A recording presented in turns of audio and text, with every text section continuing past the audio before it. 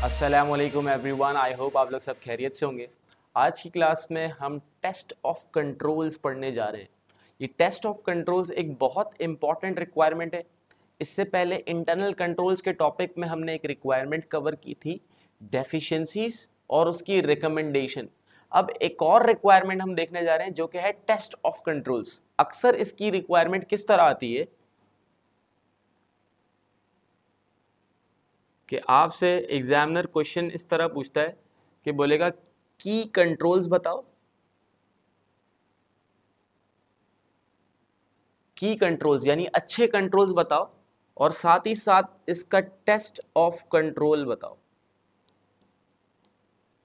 एक रिक्वायरमेंट इस तरह हो सकती है, या फिर एक और रिक्वायरमेंट ये होती है कि डेफिशिएंसीज बताओ। डेफिशिएंसी जो कि हमने सवाल देखा है कि डेफिशिएंसी और उसकी रिकमेंडेशन, तो डेफिशिएंसी, उसकी रिकमेंडेशन, और रिकमेंडेशन के बाद एग्जामिनर जब बोलता है कि जो कंट्रोल तुमने बताया है यानी जो रिकमेंडेशन बताई है उसका टेस्ट ऑफ कंट्रोल बताओ। यानी अगर इंटरनल कंट्रोल्स की बात करें तो इंटरनल कंट्रोल्स के टॉपिक में तीन तरह की रिक्वायरमेंट्स, एक डेफिशिएंसी और रिकमेंडेशन, एक अच्छे कंट्रोल्स और उसका टेस्ट ऑफ कंट्रोल, और उसके बाद एक डेफिशिएंसी, उसकी रिकमेंडेशन और जो रिकमेंडेशन बताई है उसका टेस्ट ऑफ कंट्रोल। तो पहले तो ये समझते हैं कि टेस्ट ऑफ कंट्रोल है क्या। टेस्ट ऑफ कंट्रोल समझने के लिए ना पहले जरा एक बैकग्राउंड हमें रिकॉल करने की जरूरत है कि इंटरनल कंट्रोल्स कौन बनाता है। एक ऑर्गेनाइजेशन के इंटरनल कंट्रोल्स कौन बनाता है, उसकी मैनेजमेंट। यानी इंटरनल कंट्रोल्स की डिजाइन और इम्प्लीमेंटेशन करना किसका काम है, मैनेजमेंट का काम है। इंटरनल कंट्रोल्स का डिजाइन करना और उसका इम्प्लीमेंट करना किसका काम है, मैनेजमेंट का काम है। अब मैनेजमेंट ने ये जो कंट्रोल्स बनाए हैं, डिजाइन किए हैं, अच्छे कंट्रोल्स हैं। फॉर एग्जांपल जो मैनेजमेंट ने अच्छे कंट्रोल्स बनाए हैं उसकी जो इम्प्लीमेंटेशन है, ऑडिटर उसको क्या करता है, टेस्ट करता है। ऑडिटर उसको क्या करता है, टेस्ट करता है। कैसे टेस्ट करता है, ऑडिटर किसी भी चीज को टेस्ट करने के लिए लगाता है अपने ऑडिट प्रोसीजर्स। टेस्ट करने के लिए ऑडिटर क्या लगाएगा, ऑडिट प्रोसीजर्स। और ऑडिट प्रोसीजर्स क्या हैं, ऑडिट प्रोसीजर्स जो हमने एश्योरेंस के टॉपिक में थोड़ा सा एक ओवरव्यू लिया था जिसके अंदर हमने देखा था कायरो, सही। तो दोबारा से देखो, इंटरनल कंट्रोल्स कौन डिजाइन करता है, डिजाइन और इंप्लीमेंट कौन करता है, मैनेजमेंट करती है। मैनेजमेंट ने जो ये कंट्रोल डिजाइन करके इंप्लीमेंट किए हैं, इन कंट्रोल्स को जो इंप्लीमेंट हो रहे हैं, ऑडिटर इनकी इंप्लीमेंटेशन की इफेक्टिवनेस को क्या करता है, टेस्ट करता है। और टेस्ट कैसे करेगा, ऑडिट प्रोसीजर्स लगा के। ऑडिट प्रोसीजर्स क्या है, कायरो। बेटा जो ऑडिटर ये इसको टेस्ट करता है ऑडिट प्रोसीजर्स लगा के, इसको हम कहते हैं टेस्ट ऑफ कंट्रोल्स। यानी जरा समझो, कंट्रोल्स हैं, मैनेजमेंट ने जो कंट्रोल्स बनाए हैं वो हैं, अच्छी तरीके से चल रहे हैं या नहीं चल रहे हैं, इसको ऑडिटर क्या करता है, टेस्ट करता है। कैसे टेस्ट करता है, ऑडिटिंग प्रोसीजर लगा के। अब जरा सुनना, कभी ऐसा नहीं होता कि कोई कंट्रोल मौजूद ही ना हो और ऑडिटर उस कंट्रोल को टेस्ट कर रहा हो। Let's say for example management ने बताया ड्यूरिंग दी अंडरस्टैंडिंग, ऑडिटर जब अंडरस्टैंडिंग ले रहा था तो मैनेजमेंट ने कंट्रोल्स की अंडरस्टैंडिंग लेते वक्त ऑडिटर को ये बताया कि हम बैंक रिकंसिलिएशन परफॉर्म ही नहीं करते। तो अब बैंक रिकंसिलिएशन परफॉर्म करने का कंट्रोल मौजूद ही नहीं है, तो ऐसा नहीं हो सकता कि ऑडिटर बोले कि यार मुझे ये देखना है कि बैंक रिकंसिलिएशन वीकली बेसिस पे कौन परफॉर्म कर रहा है। यानी ऑडिटर ये बोले कि मुझे बैंक रिकंसिलिएशन के डॉक्यूमेंट्स इंस्पेक्ट कर रहे हैं ताकि मैं ये देखूं कि बैंक रिकंसिलिएशन कैसे परफॉर्म हो रही है। तो भाई हो ही नहीं रही परफॉर्म, तो कैसे टेस्ट करोगे? तो जो कंट्रोल एग्जिस्ट ही नहीं करता उस कंट्रोल को टेस्ट नहीं किया जाता। तो बेटा फिर किस कंट्रोल को टेस्ट किया जाता है? जो बेटा एग्जिस्ट करता हो, एक अच्छा कंट्रोल बना हुआ हो, ऑडिटर उसको टेस्ट करता है। जो कंट्रोल मौजूद है टेस्ट उसी को किया जाता है। सही।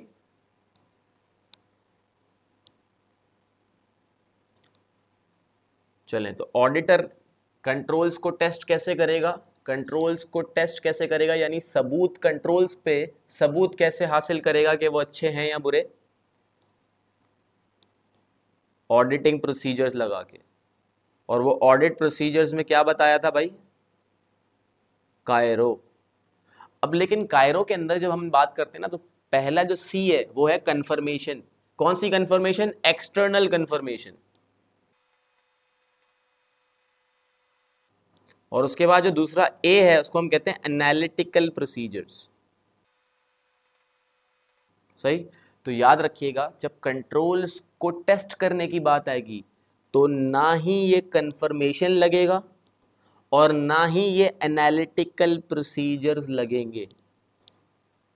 यानी ऑडिटर की जो ऑडिट प्रोसीजर्स है ना, उसमें से कंफर्मेशन और analytical procedure test of control में नहीं लगेगा। और एक और चीज, यहाँ आर जो है ना, इसके अंदर एक था रीपरफॉर्म और एक था रिकैलकुलेट। तो भाई इसके अंदर भी जो ये रिकैलकुलेट वाला मामला है ना, ये भी टेस्ट ऑफ कंट्रोल के अंदर ऑडिटर ये वाला ऑडिट प्रोसीजर भी नहीं लगाता। यानी टेस्ट ऑफ कंट्रोल के अंदर ऑडिटर रिकैलकुलेट नहीं करता, एक्सटर्नल कंफर्मेशन नहीं लेता और एनालिटिकल प्रोसीजर, ये तीन चीजें ऑडिटर टेस्ट ऑफ कंट्रोल के अंदर ऑडिट प्रोसीजर, ये तीन ऑडिट प्रोसीजर ऑडिटर नहीं लगाता। क्यों नहीं लगाता? कंफर्मेशन ली जाती है एक्सटर्नल पार्टी से। यानी अगर लेट से फॉर एग्जांपल बैंक का बैलेंस कंफर्म करना है तो बैंक से कंफर्मेशन लेगा ऑडिटर।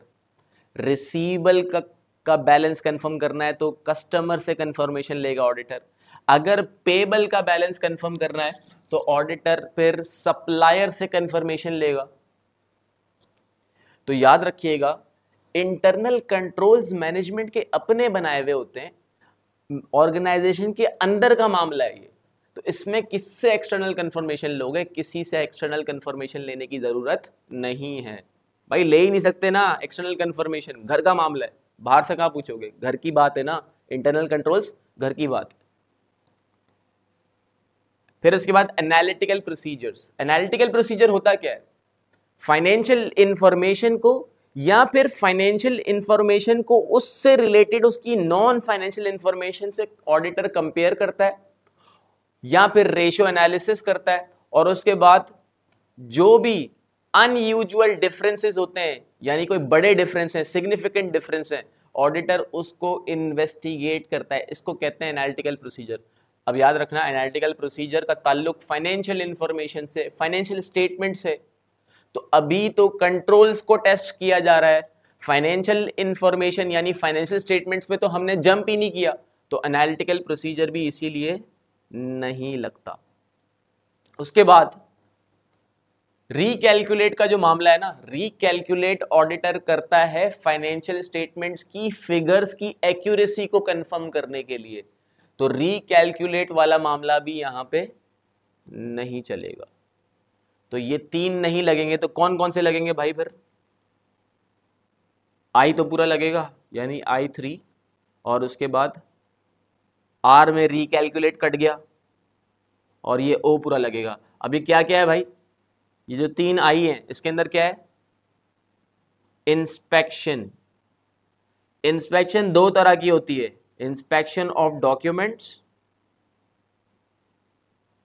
और दूसरा इंस्पेक्शन ऑफ एसेट्स, यानी जिसको हम फिजिकल इंस्पेक्शन कहते हैं।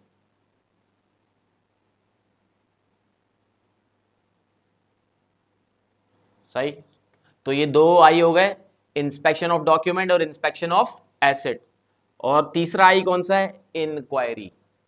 उसके बाद आर फॉर रीपरफॉर्म और फिर उसके बाद ऑब्जर्व। अब जरा सुनिएगा, ये ऑडिटर के जो ये ऑडिट प्रोसीजर्स हैं, तो होगा क्या, कहाँ पे कौन सा प्रोसीजर, कौन सा एक्शन लग सकता है।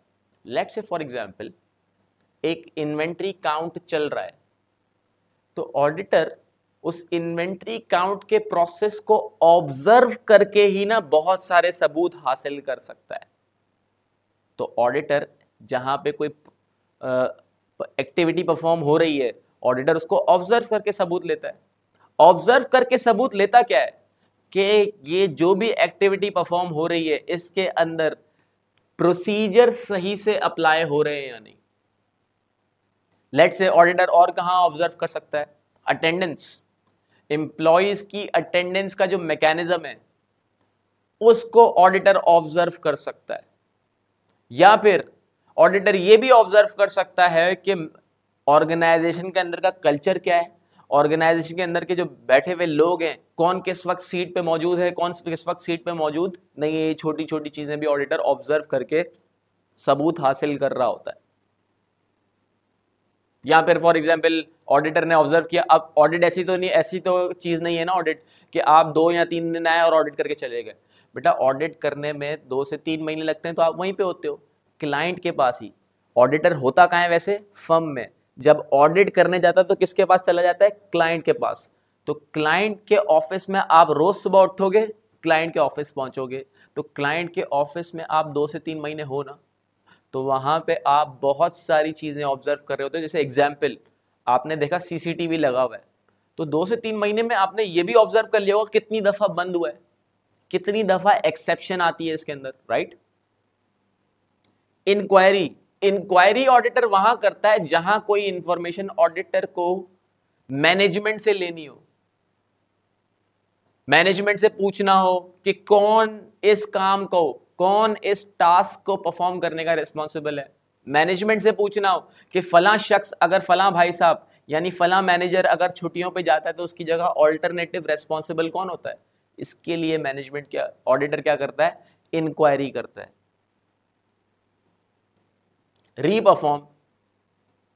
रीपरफॉर्म ऑडिटर वहां करता है जहां कोई प्रोसेस मैनेजमेंट की तरफ से परफॉर्म हुआ हो और ऑडिटर उसको रीपरफॉर्म करके चेक करे। लेट्स से फॉर एग्जांपल एक कंट्रोल मौजूद है जिसके अंदर सेल्स ऑर्डर सिस्टम के अंदर इनपुट किया जाता है, और जैसे ही सिस्टम के अंदर सेल्स ऑर्डर इनपुट यानी इंटर किया जाता है तो उसका ऑटोमेटिक नोटिफिकेशन वेयरहाउस वाले के पास भी जाता है और फाइनेंस डिपार्टमेंट वाले के पास भी एक नोटिफिकेशन जाता है। तो यहां पे फिर ऑडिटर ऐसा कर सकता है कि खुद सेल्स ऑर्डर को सिस्टम के अंदर इनपुट करे, सिस्टम के अंदर इंटर करे, जिससे ऑडिटर को ये कंफर्म हो जाएगा कि नोटिफिकेशन जा रहा है वेयरहाउस में और फाइनेंस में या नहीं।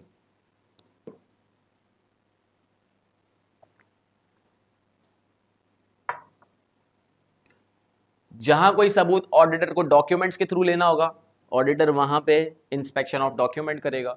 लेट्स से सेल्स ऑर्डर सीक्वेंशियली नंबर्ड हैं, तो ऑडिटर क्या देखेगा, डॉक्यूमेंट्स को देखेगा। सेल्स ऑर्डर फॉर्म्ड एक डॉक्यूमेंट है, उसको देखेगा और वहां से देख लेगा सीक्वेंशियल नंबरिंग हुई भी है या नहीं। इंस्पेक्शन ऑफ एसेट, ऑडिटर को यह देखना है कि एसेट फिजिकली मौजूद है या नहीं, तो ऑडिटर क्या करेगा, एसेट की इंस्पेक्शन करेगा। इन्वेंट्री काउंट के वक्त ऑडिटर इन्वेंट्री को जाके फिजिकली इंस्पेक्ट कर सकता है, उसकी कंडीशन देख सकता है, और भी बहुत सारे चीजों में ऑडिटर फिजिकली एसेट्स को इंस्पेक्ट कर सकता है। तो बेटा ऑडिटर के ये 4 ऑडिट प्रोसीजर लगेंगे कंट्रोल को टेस्ट करने के लिए। अब जरा देखिएगा कि अगर आपको कंट्रोल, टेस्ट ऑफ कंट्रोल को डिजाइन करना हो, यानी आपको ड्राफ्ट करना हो उसका आंसर, बेसिकली जो करेक्ट वर्ड होगा ये होगा कि आंसर ड्राफ्ट करने के लिए आपको क्या टेक्निक इस्तेमाल करनी है। तो बेटा एक टेस्ट ऑफ कंट्रोल बनाते वक्त आपके जहन में ये होना चाहिए कि कंट्रोल मौजूद है और इस कंट्रोल को मैं टेस्ट करना चाहता हूं। यानी जहन में क्या होगा, अच्छा कंट्रोल मौजूद है, मैं उसको टेस्ट करना चाहता हूं। तो मकसद होगा भाई, लाजमी सी बात है, क्या सोच रहे होगे आप, एक पर्पस सोच रहे होगे, और वो पर्पस क्या होगा, पर्पस होगा कंट्रोल। जो कोई भी कंट्रोल हो सकता है, जैसे for example bank reconciliation regularly perform हो रही है। जैसे फॉर एग्जांपल कस्टमर जो ऑर्डर है वो सीक्वेंशियली प्री नंबर्ड है, तो ये अच्छे कंट्रोल है। तो आपका मकसद क्या है, इन कंट्रोल्स को क्या करना, वेरीफाई करना कि ये कंट्रोल्स सही चल रहे हैं या नहीं चल रहे। अब किसी भी कंट्रोल को वेरीफाई करने के लिए ऑडिटर अपना ऑडिट प्रोसीजर लगाने से पहले ये सोचता है कि सोर्स क्या है, सोर्स क्या है, कहां से कंफर्म कर सकता हूं। Sales order sequentially pre numbered है, कहां से कंफर्म होगा, सेल्स ऑर्डर के डॉक्यूमेंट को रिव्यू करके, सही, सेल्स ऑर्डर के डॉक्यूमेंट को देख के। बैंक रिकंसिलिएशन रेगुलरली परफॉर्म हो रही है, कहां से कंफर्म होगा, बैंक रिकंसिलिएशन का जो डॉक्यूमेंट होगा उस पे डेट देख के। तो यानी सोर्स क्या बनी, पहले वाले में सेल्स ऑर्डर फॉर्म, दूसरे वाले में बैंक रिकंसिलिएशन। तो ऑडिटर पहले पर्पस सोचेगा, पर्पस क्या है, कंट्रोल्स को वेरीफाई करना कि वो अच्छे जो बने हुए हैं वो अच्छे हैं या नहीं है। सोर्स क्या होगा वो डिसाइड करेगा ऑडिटर पर्पस को देख के, और उसके बाद ऑडिटर का क्या होगा, एक्शन डिसाइड होगा। यानी अगर let's say for example source एक डॉक्यूमेंट है तो ऑडिटर इंस्पेक्ट करेगा। फॉर एग्जांपल सोर्स अगर कोई मैनेजमेंट का बंदा है तो ऑडिटर उससे इंक्वायरी करेगा। फॉर एग्जांपल अगर इन्वेंट्री काउंट हो रहा है तो अब इन्वेंट्री काउंट के अंदर फिर ऑडिटर क्या करता है, फिर वहां पे आप सोर्स नहीं सोचोगे बल्कि क्या करोगे, डायरेक्टली जाके ऑब्जर्व करोगे। तो एक्शन कोई भी होगा वो किस पे डिपेंडेंट है, रेस्पेक्टिव सोर्स पे, और सोर्स किस पे डिपेंडेंट है, उसके रेस्पेक्टिव पर्पस पे। अब सोचोगे कैसे, पहले पर्पस सोचोगे, फिर उसके बाद उसका सोर्स सोचोगे, फिर एक्शन। लेकिन लिखोगे कैसे बेटा, स्टार्ट करोगे एक्शन से, फिर लिखोगे सोर्स और फिर लिखोगे पर्पस। समझाता हूं एग्जाम्पल्स के थ्रू, करके समझते हैं भाई।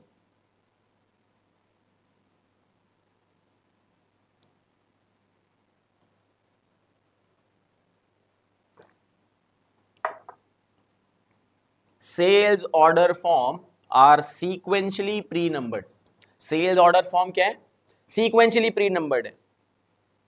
अच्छा कंट्रोल है, बेहतरीन कंट्रोल है, जबरदस्त कंट्रोल है। अब ऑडिटर को ये देखना है कि ये कंट्रोल वाकई में इंप्लीमेंट हो रहा है, यानी इसकी इफेक्टिवनेस है। तो ऑडिटर को ये कंट्रोल वेरीफाई करना है। तो पर्पस क्या हुआ कि इस कंट्रोल को वेरीफाई करना है, ये पर्पस है। सोर्स क्या हो सकती है, sales order are sequentially pre numbered की सोर्स क्या हो सकती है, कैसे कंफर्म होगा बेटा, सेल्स ऑर्डर के डॉक्यूमेंट को देखो ना, उससे पता चल जाएगा। और बेटा कोई भी डॉक्यूमेंट होता है तो उसको क्या करते हैं, इंस्पेक्ट करते हैं। तो देखें मैं कैसे ड्राफ्ट कर रहा हूं, inspect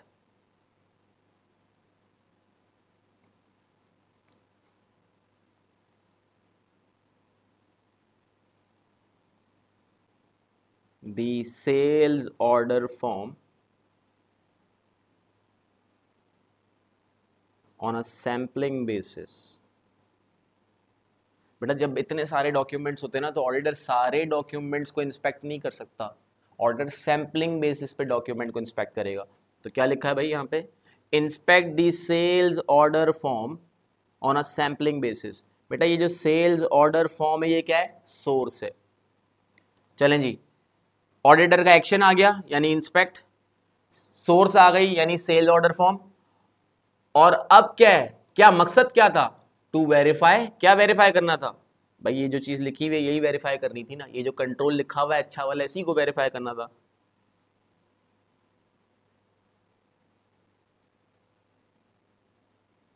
to verify sales order form are sequentially pre numbered. सही बेटा, ये आपने टेस्ट ऑफ कंट्रोल लिख लिया।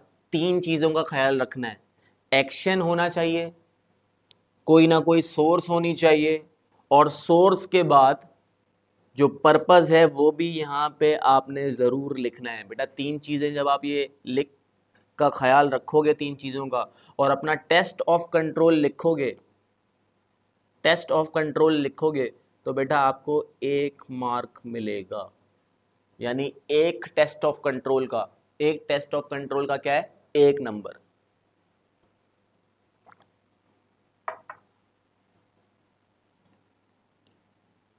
एग्जाम्पल नंबर 2 पे आते हैं।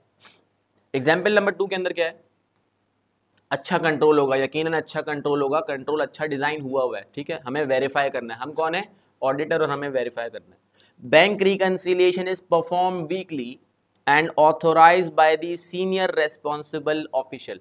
अच्छा, दो चीजें हैं इसके अंदर, एक तो बैंक रिकंसिलिएशन वीकली परफॉर्म हो रही है और दूसरा ऑथोराइज कर रहा है कौन, सीनियर रेस्पॉन्सिबल ऑफिशियल। हमें क्या करना है, हम ऑडिटर हैं, हमें इसको टेस्ट करना है। तो बेटा इस कंट्रोल को टेस्ट करने के लिए बैंक रिकंसिलिएशन एक डॉक्यूमेंट है, इसको इंस्पेक्ट कर लें। यस,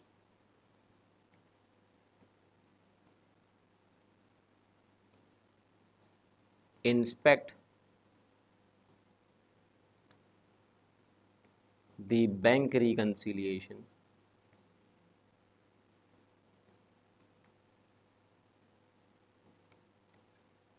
इंस्पेक्ट क्या किया है भाई, बैंक रिकंसिलिएशन। बेटा ये सोर्स है, क्या वेरीफाई करने के लिए। अच्छा, बैंक रिकंसिलिएशन जब आप यहाँ पे इंस्पेक्ट करोगे तो आप क्या देखोगे, वीकली परफॉर्म हो रही है तो डेट देख लोगे, पता चल जाएगा। उठा लोगे जितनी भी बैंक रिकंसिलिएशंस है, बैंक रिकंसिलिएशन लेट से आपने 1 महीने की उठा ली, 2 महीने की उठा ली, उन 2 महीने की बैंक रिकंसिलिएशन, पूरे साल की भी उठा ली, बैंक रिकंसिलिएशन इतनी ज़्यादा होंगी नहीं तो पूरे साल की भी उठा ली, तो आप क्या देख रहे होगे, डेट्स देख रहे होगे कि हर वीक के बाद बैंक रिकंसिलिएशन होनी चाहिए। दूसरा यहाँ पे क्या है, authorise by the senior responsible official, इसका मतलब आप सीनियर रेस्पॉन्सिबल ऑफिशियल के ऑथोराइजेशन के सिग्नेचर देखोगे। बेटा याद रखिएगा होता क्या है, जब भी कोई डॉक्यूमेंट प्रिपेयर होता है ना, एक इनवॉइस है लेट से फॉर एग्जांपल, या फिर एक सेल्स ऑर्डर फॉर्म है, या फिर बैंक रिकंसिलिएशन है, तो उस पे ये भी लिखा होता है किसने प्रिपेयर किया हुआ था, उसके साइन हुए हुए होते हैं, किसने उसको रिव्यू किया हुआ होता है उसके भी साइन होते हैं, और किसने उसको ऑथोराइज किया है उसके भी सिग्नेचर होते हैं। तो आप डेट भी देखो और दूसरा आप सीनियर रेस्पॉन्सिबल ऑफिशियल के सिग्नेचर भी देखो। तो inspect the bank reconciliation and see the date and signature of senior responsible official.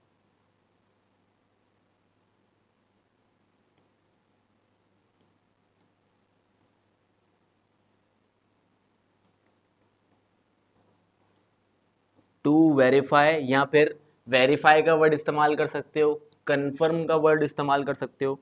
To confirm, क्या कंफर्म कर रहे हो बेटा, ये जो कंट्रोल बना हुआ है इसी को कंफर्म कर रहे हैं।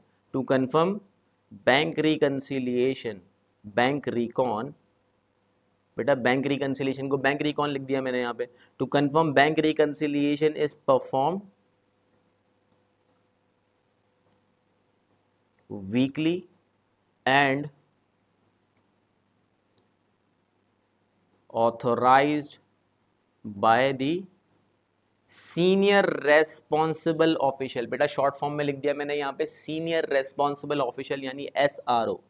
बेटा थोड़ा सा बड़ा कंट्रोल था तो इसलिए टेस्ट ऑफ कंट्रोल भी थोड़ा बड़ा हो रहा है यहाँ पे, ठीक है।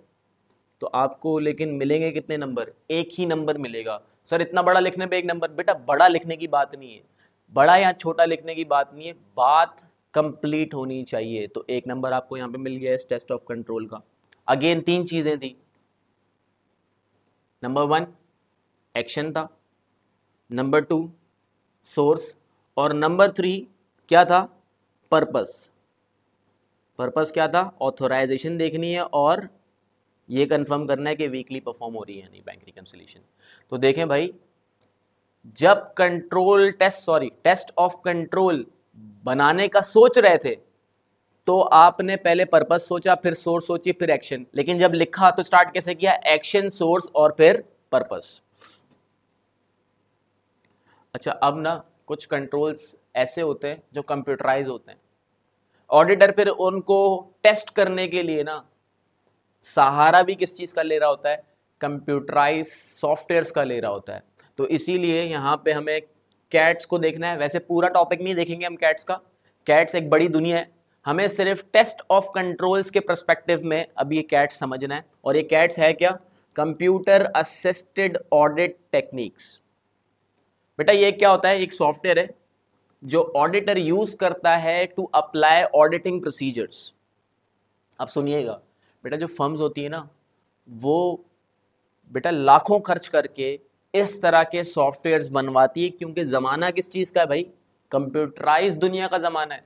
और कंप्यूटराइज दुनिया के ज़माने में ऑडिटर को भी अब मैनुअल ऑडिट प्रोसीजर्स के साथ साथ कंप्यूटराइज ऑडिटिंग प्रोसीजर्स भी लगाना ज़रूरी है। तो ऑडिटर उसके लिए अपने सॉफ्टवेयर बनवाता है जिसको हम कैट्स कहते हैं। अब इसमें होता है क्या है बेसिकली, आजकल जैसे लेट्स से फॉर एग्जांपल मैं आपको बताऊं, आप ऑडिट करने गए तो आपके पास लैपटॉप होगा, वो लैपटॉप आप ऑर्गेनाइजेशन के यानी क्लाइंट के आईटी सिस्टम से कनेक्ट कर लोगे। जब वो सिस्टम लैपटॉप आपका आईटी सिस्टम से कनेक्ट हो गया तो दैट मीन्स अब आप ऑर्गेनाइजेशन के कंट्रोल्स, जो कंप्यूटराइज कंट्रोल्स हैं, उनको एक्सेस कर सकते हो अपने ही लैपटॉप से बैठ के। ना ही सिर्फ आप उनको देख सकते हो, एक्सेस कर सकते हो, बल्कि आप पूरे उनकी पॉलिसी मैनुअल्स, किसने कब लॉगिन किया, किस टाइम पे किसने एंट्री रिकॉर्ड की, कोई अगर आपको डमी डेटा डालना है तो वो भी कर सकते हो। और अभी तो हम टेस्ट ऑफ कंट्रोल के पॉइंट ऑफ व्यू से बात कर रहे हैं, लेकिन आपको कोई ऑडिट प्रोसीजर परफॉर्म करना है यानी सब्सटेंटिव प्रोसीजर, तो वो भी आप यूजिंग कैट्स परफॉर्म कर सकते हो। तो होता क्या है, इट अलाउज, बेटा कैट्स क्या करता है, अलाउ करता है ऑडिटर को to access, test and analyse data. बेटा आजकल के दौर में जो डेटा की एनालाइजेशन होती है, कंपेयर कर रहा होता है ऑडिटर, कंपेयर भी कैट्स को इस्तेमाल करके डेटा को कंपेयर कर सकता है, यानी एनालिटिकल प्रोसीजर्स जो बात की थी हमने, जो सब्सटेंटिव में पढ़ेंगे, ऑडिटर कैट्स का इस्तेमाल करके डेटा को एनालाइज कर सकता है। अच्छा होता क्या है, ये अलाउ करता है access, test and analyse data directly from the client's information system. मैंने बताया था आप उसको सिंक्रोनाइज कर लेते हो क्लाइंट के इंफॉर्मेशन सिस्टम से। इसके अंदर बेटा क्या क्या इंक्लूड है, टेस्ट डेटा फैसिलिटी है जो कि इस्तेमाल होती है टेस्ट ऑफ कंट्रोल्स के लिए, और दूसरा है ऑडिट सॉफ्टवेयर जो कि इस्तेमाल होता है सब्सटेंटिव प्रोसीजर यानी टेस्टिंग दी फाइनेंशियल स्टेटमेंट्स के लिए। अब हमारा काम क्या है, यहाँ पे हम टेस्ट ऑफ कंट्रोल्स पढ़ रहे हैं, तो हमारा काम सिर्फ और सिर्फ क्या होगा बेटा, टेस्ट डेटा फैसिलिटी होगा ना। अब टेस्ट डेटा फैसिलिटी क्या है बेटा, टेस्ट डेटा फैसिलिटी के अंदर होता क्या है, ऑडिटर कैट्स का इस्तेमाल करते हुए using the test data facility, auditor system के अंदर कोई डमी डेटा एंटर कर सकता है। जैसे मैंने आपको थोड़ी देर पहले कंट्रोल बताया था कि सेल्स ऑर्डर को जैसे ही सिस्टम में इंटर किया जाता है तो एक नोटिफिकेशन वेयरहाउस वालों के पास चले जाता है और एक नोटिफिकेशन फाइनेंस वालों के पास चले जाता है। तो अब ऑडिटर ऐसा कर सकता है कि कैट्स के थ्रू ऑडिटर एक डमी सेल्स ऑर्डर इनपुट करे, इंटर करे, और ये कंफर्म कर ले कि क्या नोटिफिकेशन वेयरहाउस और फाइनेंस डिपार्टमेंट में जा रहा है। तो ऑडिटर उसके लिए क्या कर सकता है, डमी डेटा इनपुट कर सकता है, डमी डेटा इंटर कर सकता है। इसी तरह अगर लेट्स से फॉर एग्जांपल हमने इनपुट कंट्रोल्स के अंदर बात की थी सीक्वेंस चेक का होना, ठीक है, और बैच प्रोसेसिंग की बात की थी, ठीक है, तो ऑडिटर इनपुट कंट्रोल्स को टेस्ट करने के लिए भी डमी डेटा इनपुट कर सकता है। और डमी डेटा इनपुट कैसे होगा, using the test data facility. किस चीज की टेस्ट डेटा फैसिलिटी है बेटा, ये कैट्स की।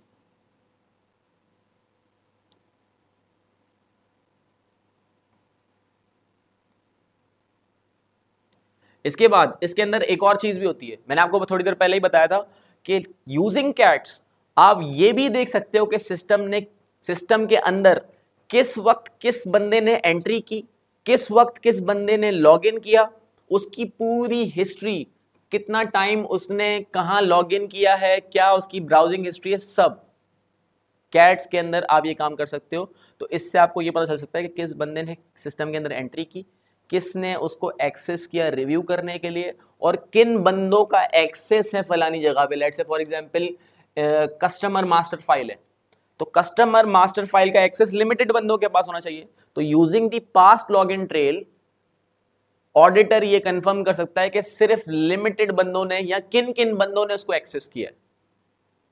तो इसके लिए क्या इस्तेमाल होता है, पास्ट लॉग्ड इन ट्रेल। इससे रिलेटेड भी एग्जाम्पल देख लेते हैं। एग्जाम्पल क्या है भाई, senior responsible official has the access over the customer master data file. तो भाई सीनियर रेस्पॉन्सिबल का एक्सेस है। अब ऑडिटर क्या कर सकता है भाई, सिस्टम के अंदर है ना, ये मास्टर फाइल सिस्टम के अंदर है ना, ऑडिटर क्या कर सकता है, कैट्स का इस्तेमाल करे। कैट्स के अंदर क्या इस्तेमाल करे, टेस्ट डेटा फैसिलिटी। और क्या करे, क्या यहाँ पे डमी डेटा इनपुट करने की ज़रूरत है, नहीं, पास्ट लॉगिन ट्रेल देखने की ज़रूरत है।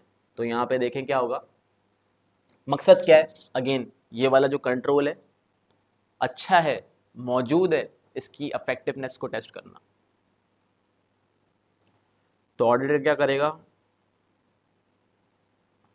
Using test data facility of cats,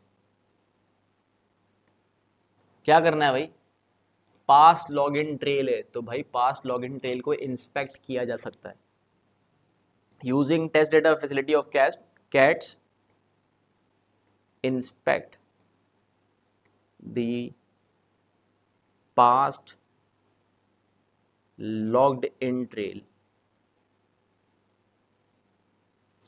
to, बेटा क्यों किया है पास्ट लॉगिन ट्रेल को inspect, to verify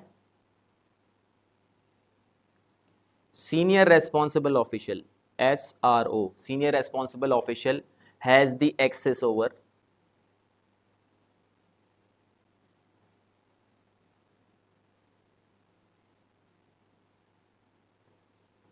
the customer master data file। ठीक है भाई, ये क्या बनाया आपने, यहाँ पे टेस्ट ऑफ कंट्रोल बनाया।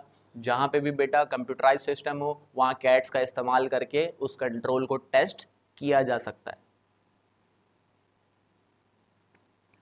चलें एक और टेस्ट ऑफ कंट्रोल की एग्जांपल देख लेते हैं। अगेन कैट्स का इस्तेमाल होगा। Sales order form are automatically send to the warehouse and finance department. बेहतरीन भाई, अच्छा कंट्रोल है, बेहतरीन कंट्रोल है, मौजूद है। अफेक्टिवनेस को टेस्ट करना है। मकसद क्या है, इसकी अफेक्टिवनेस को टेस्ट करना। तो क्या करेंगे, sales order form are automatically send to warehouse and finance department.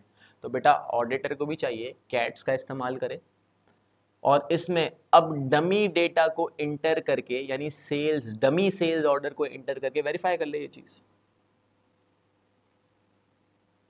Using test data facility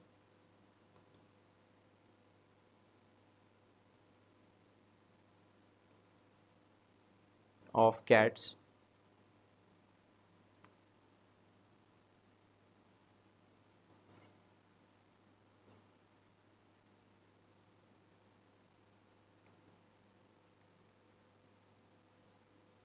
enter dummy sales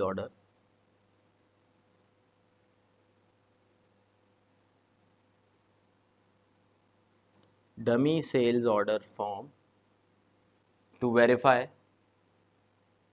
क्या वेरीफाई करना है, automatic notification is send to the warehouse and finance department.